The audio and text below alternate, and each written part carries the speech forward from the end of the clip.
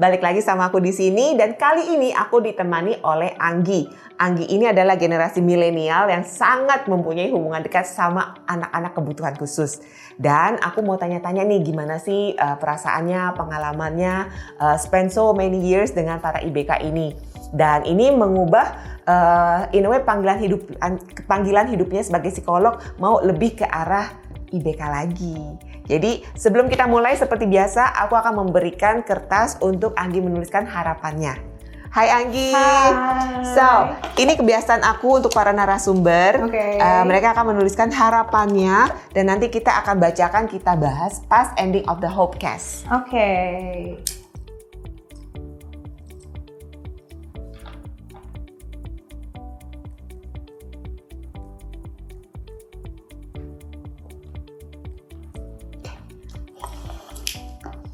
Terima kasih.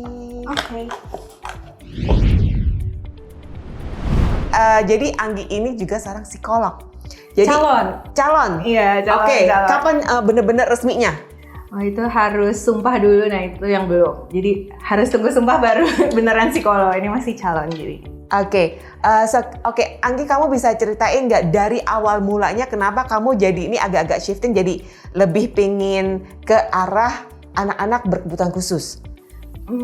Sebenarnya mungkin awalnya banget karena teman TK aku waktu itu tuh mungkin aku belum tahu ya dia tuh kenapa, tapi teman TK aku itu ternyata autis. Oke. Jadi aku dari playgroup sampai TK besar itu duduknya sama dia di ruangan yang sama, di kursi yang sama, pokoknya harus kayak gitu posisinya. Jadi sebenarnya aku nggak awam-awam banget, nggak baru banget ketemu teman yang spesial gitu, karena sebenarnya teman TK aku tuh special needs juga gitu. Jadi mungkin bedanya dulu aku belum tahu dia kenapa dan perilakunya kan masih anak-anak ya yang masih ada ngerewet yang kayak pinch kecil gitu, masih kayak gitu. Cuma aku selalu didampingin sama sama shadow-nya waktu itu. Jadi aku udah tahu sebenarnya ada teman yang spesial dari kecil banget. Jadi begitu udah gede, jadi lebih ngerti aja kan, apalagi belajar gitu. Jadi udah tahu gitu. Jadi nggak kaget sebenarnya. Oke, jadi setelah experience kamu yang zaman masih TK itu, ya. kamu mulai belajar.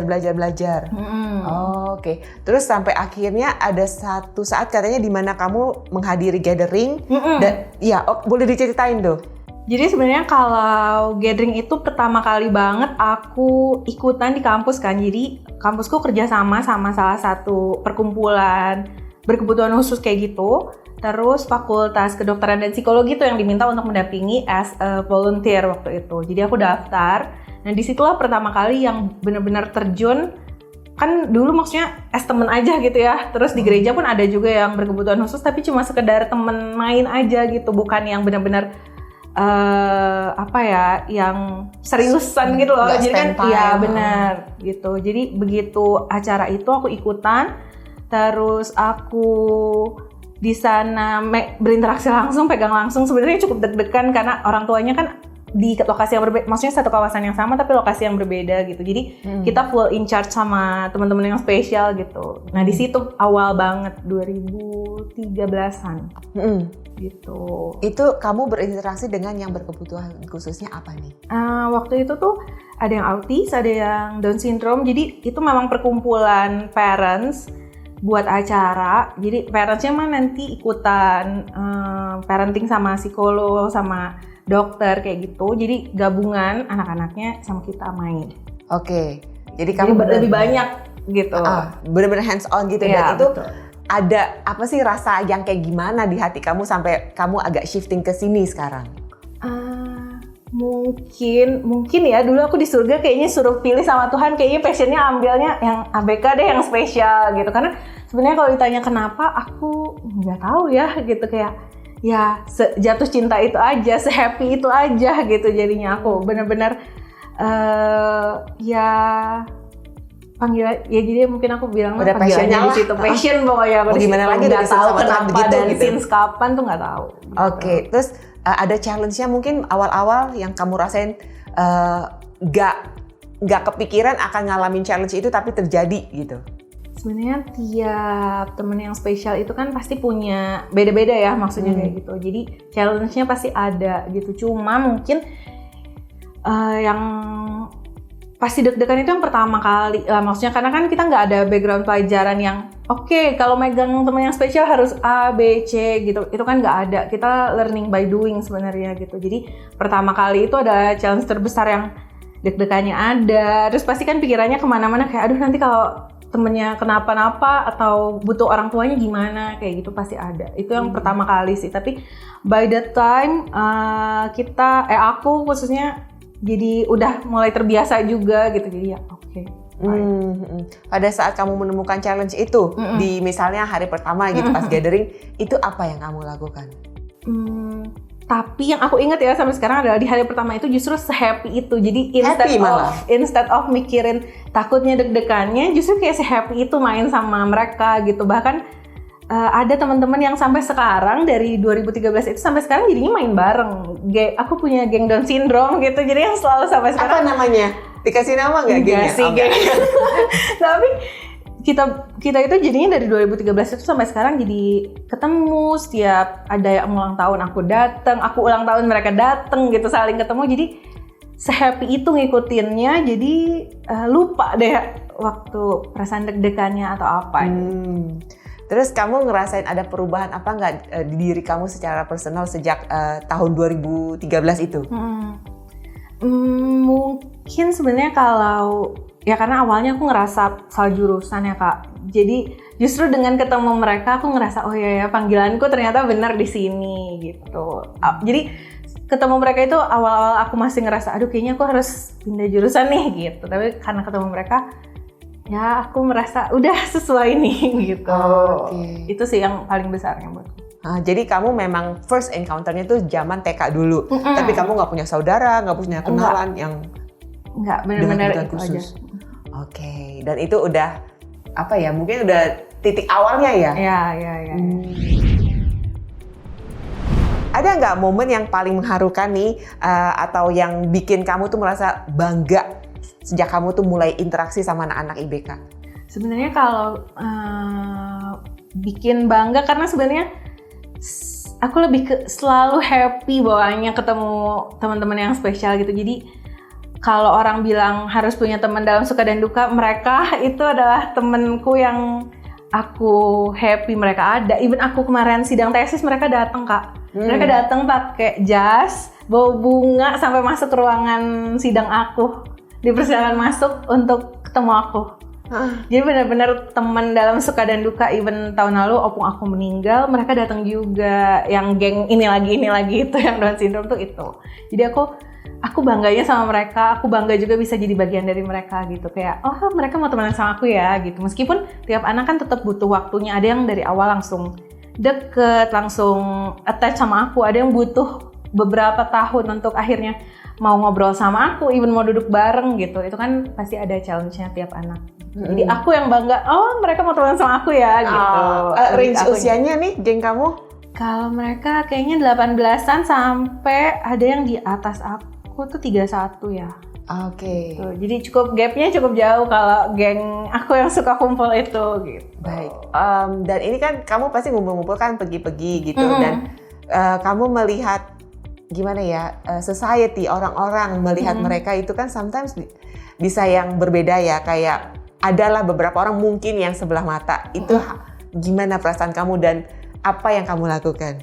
Sebenarnya dulu sih kesel ya Kak, kayak apalagi dulu sebelum aku S2 aku sempat kerja dulu bahkan dari S1 ya, itu dulu kerjanya di salah satu sekolah gitu. Terus memang kita ada untuk misalnya suruh belanja ke supermarket kayak gitu. Biasanya respon orang-orang tuh, apalagi misalnya naik kendaraan umum, misalnya di angkot gitu, orang tuh langsung nggak suka, takut. Ya kalau takut kita lebih lebih paham gitu. Tapi kalau misalnya pasang muka yang jijik kadang kayak gitu, atau ada yang langsung turun, dulu sih aku ngerasa kesel banget ya, kayak as if mereka contagious padahal enggak gitu. Kayak udah nggak diapa-apain, kita cuma duduk bersama aja gitu. Terus by the time mungkin lebih kayak puji Tuhannya sekarang tuh lebih banyak yang aware. Udah cukup banyak yang aware dibanding dulu ya. Misalnya kayak dulu awal-awal kan kayak autism is not a joke, itu juga salah satu turning point buatku, yang orang tuh akhirnya notice, oh ternyata ada yang ada yang namanya autis. Oh ternyata autis itu bukan bercandaan gitu kan. Dari situ pun orang-orang jadi lebih banyak aware. Jadi kalau sekarang kalau ada yang ngeliat sinis atau apa, aku lebih chill aja gitu. Yang penting akunya happy bersama anak-anak ini gitu. Karena kita suka kalau misalnya kita hang out kayak gitu kan, kita ke mall, ke coffee shop gitu yang benar-benar orang tuh notice gitu. Orang pasti ngeliat gitu. Apalagi kan sekumpulan gitu ya, banyak misalnya gitu, kita duduk bersama gitu, ada aja tapi lebih oh ya udah biasa aja aku. Dari kamunya sekarang udah mulai lebih chill aja akunya gitu. Kamu bisa melihat ada perubahan di teman-teman kamu, mungkin kalau orang-orang memandang mereka sebelah mata kayak gitu, kerasa nggak? Kalau misalnya teman-temanku tuh yang suka kumpul bareng tuh ada Davin, Ian, Koko Hanhan, Fania, Cindy, terus ada Kenneth. Kalau mereka sih tipe yang ya udah kita mainnya kita aja, jadi nggak terlalu sama yang luar gitu. Meskipun ada kayak misalnya Davin, dia suka banget tuh anak-anak kecil. Kalau anak kecil kan masih se-pure itu ya, justru main-main aja gitu. Jadi aku ikutan happy. Oh anak-anak ini mau main sama yang lain. Tapi kalau yang dewasanya mungkin nggak, ya karena nggak berinteraksi, jadi merekanya juga nggak mendekat atau apa gitu. Merekanya lebih chill, jadi akunya lebih ya santai aja gitu. Even kita tuh suka pergi yang misalnya parentsnya beda mobil, aku semobil cuma sama mereka tuh berani-berani aja dan fine-fine aja gitu. Kita duluan kemana misalnya jalan-jalan gitu, fine aja dan chill jadinya merekanya juga gitu. Oke. Dan kamu ini bagian dari Yayasan Suryakanti. Benar. Boleh dijelaskan apa nih Suryakanti dan apa aja sih hari-hari kamu di yayasan ini tuh kayak apa gitu? Peran kamu? Suryakanti ini sebenarnya dibuat 40 tahun yang lalu, bahkan lebih tua dari aku. Itu sama Profesor Ana Alicia Bana.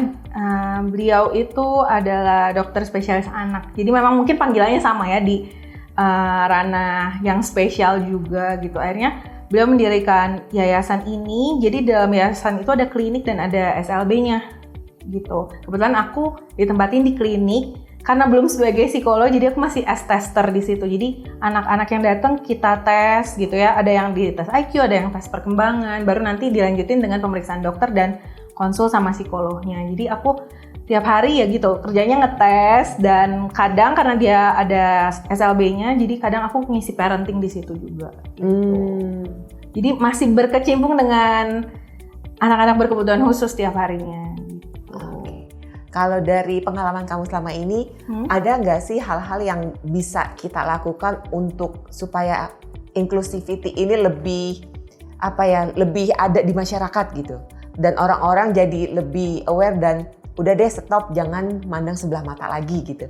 Hal-hal apa yang bisa kita lakukan? Sebenarnya aku suka banget karena sekarang tuh udah mulai banyak yang misalnya coffee shop atau tempat-tempat yang mempekerjakan meskipun belum full time misalnya gitu. Karena dulu banget aku pernah aku lupa pokoknya ke luar negeri, Singapura kalau nggak salah. Di situ tuh dilayanin sama temen yang sama individu berkebutuhan khusus, which is yang autis. Memang ada shadow-nya di sampingnya gitu. Aku sampai terkaget-kaget, oh bisa ya dia bekerja as kasir gitu saat itu. Nah dari situ aku ngerasa kok di Indonesia masih belum ya misalnya gitu. Sampai aku pun punya keinginan pengen deh bikin yang kayak gitu, misalnya yang bisa bekerja sama dan ya maksudnya ya dibayar sesuai gitu mereka, bukan hanya untuk model atau sepintas aja, tapi memang mereka menjalankan peran dan tugasnya dengan sesuai gitu. Jadi sempat ada keinginan kayak gitu, terus begitu sekarang udah mulai ada kan, misalnya ada beberapa kafe yang sempat viral juga yang ya memang pegawainya tuh yang Down syndrome misalnya gitu, atau yang autis gitu. Jadi sekarang udah mulai lebih terbuka lagi gitu ya. Terus ada perusahaan-perusahaan juga yang ya kayak kerjasama, kayak sama Hope ini kerjasama gitu. Teman-temanku tuh termasuk yang undernya Hope juga gitu. Jadi aku sedikit banyak mendengarkan cerita tentang keseruan mereka kerjanya gitu. Dan di perusahaan-perusahaannya pun cukup welcome ya menurutku gitu. Kalau misalnya lagi istirahat kan, ada salah satu temanku yang kerja di Eiger kebetulan, Cicinia, terus dia suka video call aku, terus dia ceritain tentang tadi ngapain aja, ada temennya, aku lagi beli kopi gitu-gitu, dia bisa cerita selama jam istirahat. Terus aku yang kayak ikut happy gitu, karena orang udah lebih terbuka, udah lebih ya, jadi setara ya, maksudnya semuanya tuh dianggap sama kayak gitu. Jadi Fania teman kamu. Iya, itu salah satu bestiku, betul. Oke. Jadi kamu melihat nggak perubahannya Fania antara sebelum dia bekerja beneran keluar kerja sama sebelum sama sesudah dia beneran bekerja? Yang menurutku di antara gengku yang signifikan banget tuh Cici Nia perubahannya, karena Cici Nia ini termasuk yang kayaknya kita PDKT-an hampir 10 tahun baru dia mau duduk bareng aku. Jadi biasanya nih, misalnya kita kumpul, kita ngopi bareng semeja yang sama, tapi dia misah gitu, di pinggir banget gitu. Atau enggak digangguin dikit sama Davin atau sama Kenneth, dia langsung buang muka gitu. Terus by the time mungkin dia tahu dia punya keahlian, dia ketemu teman-teman yang lain gitu. Dianya pun pembawaannya jadi mulai lebih ceria dibanding sebelumnya gitu. Terus akhirnya sekarang tuh jadi rutin ngechat aku. Misalnya dulu tuh sama sekali nggak mau kan. Aku yang selalu Cici Nia, misalnya aku deketin, dia yang kayak iya buang muka kayak gitu. Kalau sekarang dia sering banget ceritain kayak aku tadi ngapain aja gitu. Dia sampai fotoin, videoin, kirimin ke aku, telepon. Kemarin tuh baru banget video call cerita, aku habis makan, Anggi udah makan belum? Aku di ruangan ada teman-teman gitu. Jadi dia benar-benar se-happy itu, dan yang paling lucunya adalah mereka kan dapat gaji ya, gitu. Aku bahkan tahu strip gajinya karena di foto ini gitu. Bangga punya gaji. Terus kadang jadi mungkin karena mereka di lingkupnya di teman-teman yang seumurannya ya, maksudnya teman bekerjanya, jadi dia kan belajar juga untuk ternyata kalau ngopi itu nggak harus selalu dibayarin orang tua misalnya. Jadi berapa kali ini dia ngajak aku ngopi, dia yang bayarin. Terus dia bilang, Fania udah punya gaji sekarang gitu. Aku yang masih anak sekolah ini kan kayak, oh iya, oke. Jadi dia udah mulai interaksinya gitu. Dia udah bisa cerita tentang kejadian apa di kantornya apa. Dia cerita dan dia bangga banget dengan itu. Itu salah satu yang aku notice banget dari salah satu gengku gitu ya, yang sekarang ada di Eiger. Jadi aku kayak, oh hebat banget. Aku yang benar-benar, karena mungkin 11 tahun ya gitu bareng-bareng, itu signifikan banget berubahnya. Dan buatku itu bikin gak hanya Cici Nia sih, sebenarnya teman-teman yang lain pun pasti nambah rasa percaya dirinya, karena biasanya mereka berinteraksi misalnya sama orang tuanya lagi gitu ya, kan gak banyak juga yang non spesial mau gabung main misalnya. Benar. Gitu. Jadi kan mereka berinteraksinya itu lagi, sementara kalau mereka dilibatkan ya confidence-nya jadi benar-benar meningkat gitu. Dan aku kadang yang kayak wah hebat banget, aku yang kayak wah gitu, aku makin ngerasa aku nothing nih compare sama gengku, karena benar-benar mereka sespesial itu sih gitu. Iya. Jadi memang itu sih House of Hope, memang kita kan berusaha membantu mereka supaya bisa punya pekerjaan sendiri, mandiri. Dan ya itu aku juga melihat Fania yang udah lebih confidence, lebih ceria. Dan kalau menurut kamu nih gimana dengan House of Hope? Keberadaan House of Hope sebagai jembatan atau yang menyalurkan anak-anak ini untuk bisa bekerja gitu? Aku tuh happy banget karena sebenarnya dari yang tadi aku cerita yang dilayanin sama yang autis di Singapura itu, aku tuh jadi bertanya-tanya gimana ya kalau mau tanda kutipnya mau ngajak kerja sama yang temen yang spesial nih gimana gitu. Aku sampai nanya-nanya juga ke beberapa orang, katanya kita memang harus punya wadahnya dulu gitu. Nggak bisa misalnya aku punya coffee shop langsung ngambil orang aja tuh, katanya nggak bisa, harus diwadahin dulu gitu. Jadi aku kayak wow, panjang ya prosesnya kalau aku mau kayak gitu. Tapi begitu sekarang ada House of Hope, bahkan aku tahu duluan kan dari teman-temanku ya, mereka cerita kayak gitu, kayak wow, positif banget. Terus benar-benar kayak bikin merekanya pun jadi mengasah kemampuannya segala macem kan. Aku jadi kayak happy banget, dan semakin maksudnya dengan adanya ini tuh orang-orang kan jadi lebih terbuka juga ya. Oke, sekarang misalnya Eiger, kita kan nggak menutup kemungkinan nanti akan banyak perusahaan yang kerjasama terus ngelihat kayak produknya tuh bener, maksudnya individu yang dipekerjakan tuh ya bener sesuai gitu. Iya. Memang benar-benar bisa, bukan cuma numpang nama atau apa gitu. Ya mereka memang benar-benar bisa gitu. Memang dilatih untuk itu, untuk bisa mandiri gitu. Benar.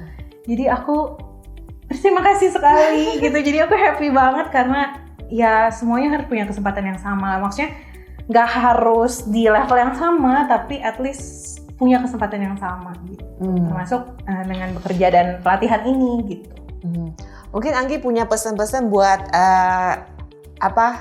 generasi milenial lainnya di luar sana, bagaimana tanggapan Anggi selama ini udah spend time sama anak-anak IBK, dan mungkin kamu punya message buat yang masih rada-rada rancu, rada-rada takut atau nggak ngerti gimana nih, tapi sebenarnya pengen tahu juga, mungkin ada message-nya buat mereka? Oke, sebenarnya satu-satunya yang harus dilakukan adalah coba aja, karena banyak banget setiap aku misalnya posting story sama geng ABK ku gitu ya, atau enggak misalnya lagi ada acara apa yang ada ABK, itu tuh banyak banget yang nge-reply story aku juga, dan pertanyaan yang paling sering adalah how, gimana sih biar bisa main, gimana sih biar bisa ngobrol sama mereka. Ya aku selalu bilang coba aja, karena kita kan nggak pernah tahu ya kalau misalnya kitanya sendiri cuma bertanya-tanya nggak ada action gitu, ya akhirnya nggak akan lanjut nih misalnya gitu. Jadi ya coba aja ngobrol gitu, meskipun memang pasti banyak perintilan di belakang itu, misalnya kan ya misalnya kalau teman yang spesial kan pasti ada bagian tubuh yang sensitif, jadi jangan kesentuh atau yang kayak gitu kan pasti ada. Tapi kalau kita terlalu mikirin, aduh nanti ini bahaya nggak ya, aduh kalau gini, ya udah nggak usah, at least senyum dulu deh, ajak ngobrol dulu aja, say hello, itu kan ya mulai dari situ aja gitu. Itu kan tidak membahayakan gitu dengan kamu say hello atau salaman gitu. Jadi dimulai aja, karena sebenarnya buatku ya selama ini aku ke teman-teman yang spesial itu tuh bukan aku yang mengajarkan mereka gitu, tapi aku selalu ngerasa aku tuh muridnya, aku tuh adiknya mereka yang aku tuh diajarin sama mereka. Bahkan ada, ini aku cerita, jadi dulu aku kan sempat ngajar di salah satu international school sebelum aku S2 itu, jadi ada divisi yang ABK-nya memang aku megang one on one gitu, anaknya autis. Terus anak ini tuh namanya Jayden.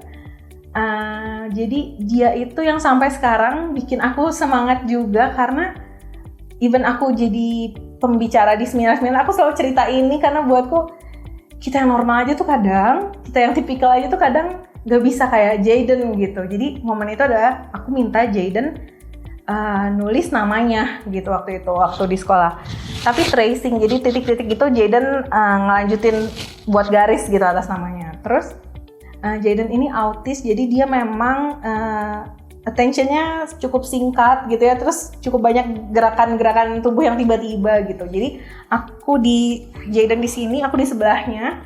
Terus pas itu aku kasih pensil kan, ayo tulis, aku bilang gitu. Terus dia masih banyak gerakan tuh awal-awal, terus aku pegangin pensilnya, aku bilang, ayo tulis nama Jayden, tulis, aku bilang gitu. Instruksinya memang lebih sederhana untuk dibanding yang lain gitu ya. Terus pas Jayden nulis, itu kayaknya untuk huruf J aja around semenit lebih gitu.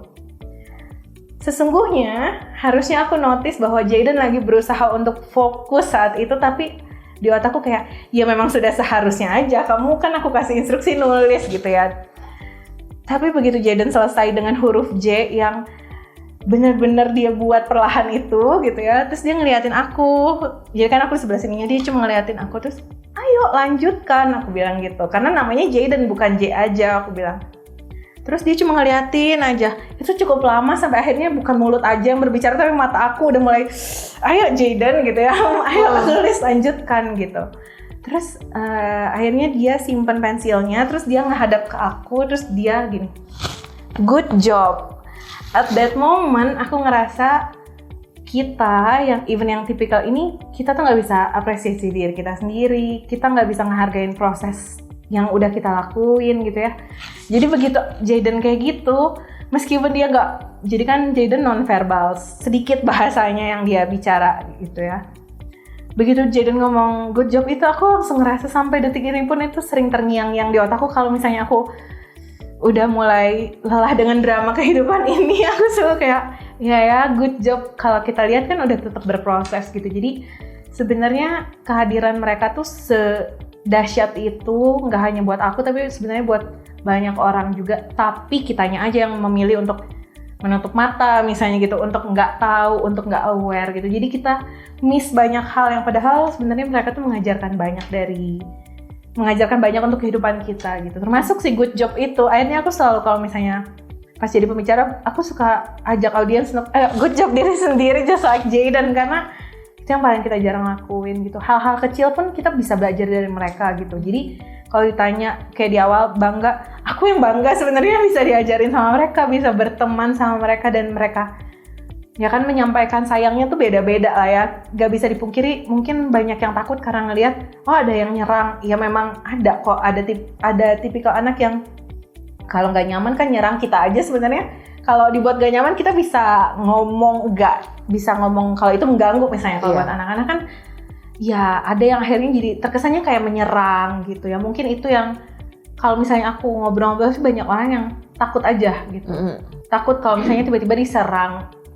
Sebenarnya kalau ditanya dipukul, dicubit, ditonjok itu sakit, nggak mungkin enggak gitu ya. Tapi maksudnya karena ya kitanya udah sama-sama mengerti gitu. Jadi meskipun kita nanti akan memunculkan ekspresi marah misalnya kan dia mukul dengan, kan kita nantinya kan tahu ini beneran mukul atau lagi mencobai aja misalnya gitu. Kalau memang dia lagi mukulnya bukan secara sadar gitu ya, itu kan pasti kita harus marahin juga gitu, harus kita tegaskan. Nah ya dari situ kan itu interaksi yang muncul kalau kita udah lama berinteraksi, kita tahu gitu. Jadi kalau di awal nggak apa-apa, sapa aja. Kayaknya nggak ada anak yang sampai saat ini aku belum pernah dengar cerita kalau misalnya kita sapa say hello langsung diserang gitu, kayaknya nggak ada gitu. Kecuali kamu mengganggu anaknya lagi apa gitu. Jadi dimulai aja. Senyum, sapa, mereka tuh se-happy itu. Meskipun mungkin nggak selalu menunjukkan dengan senyumannya balik atau disapa balik, tapi mereka ngerasa, aku selalu percaya semua tuh punya perasaan kan. Jadi mereka merasa kok kalau kita seramah itu, sedekat itu sama mereka gitu. Jadi dicoba aja. Oke, thank you so much untuk testimoninya in a way. Jadi bisa dibilang justru kamu yang diubahkan hidupnya karena mereka. Betul. Padahal kita yang kayaknya mau ngebantu mereka, maka mereka yang ngebantu kita. Benar. Jadi terima kasih udah mau berteman sama aku ya gitu, karena benar-benar perubahannya dari mereka bikin aku belajar banyak. Thank you so much. So, sekarang sudah waktunya aku membuka apa sih yang menjadi harapannya Anggi.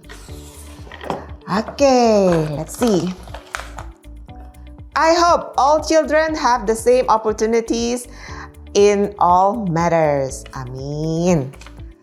Supaya kita semua ini deh, kalau dari aku boleh tambahin, kita akan selalu merasa takut kalau kita melihat sesuatu yang kita nggak biasa. Itu udah tendensinya manusia. Jadi supaya kita bisa menjadi manusia yang lebih baik lagi, harus take over rasa takutnya kita itu gitu loh. Karena nggak guna kamu takut-takut doang, tapi yang lebih baik ya seperti Anggi ini, cari tahu, keluar dari zona nyaman kamu, because these children tuh nggak seperti yang kamu pikirkan. Jadi jangan kamu telan mentah-mentah pendapat orang lain atau stigma yang kamu terima selama ini. Get your own experience, dicoba aja dulu, nanti mungkin kamu akan mengalami perubahan yang seperti dialami Anggi. Thank you people. See you on the next episode. Bye.